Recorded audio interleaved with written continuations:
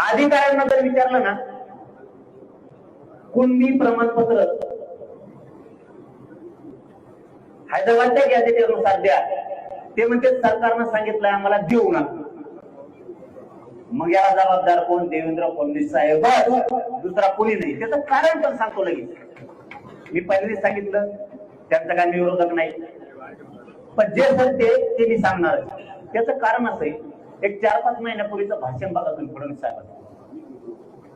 साहेबांनी एक 4-5 महिन्यापूर्वी अधिवेशनात भाषण केलं. कुठलीही योजना बंद नाहीये.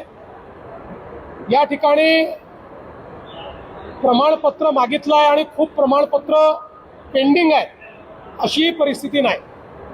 जे प्रमाणपत्र मागितले जातात त्यातले जे त्या नियमात बसतात ते सगळे दिले जातात आणि पेंडन्सी कुठेही फारशी तुम्हाला त्या ठिकाणी पाहायला मिळत नाही. आता याची जी काही व्हॅलिडिटीची प्रोसेस आहे, ही प्रोसेस सर्वोच्च न्यायालयाच्या निर्णयानुसार केली जाते. त्याची कमिटीही सर्वोच्च न्यायालयाने तयार केली आहे, त्याचे निकषही सर्वोच्च न्यायालयाने तयार केली आहे.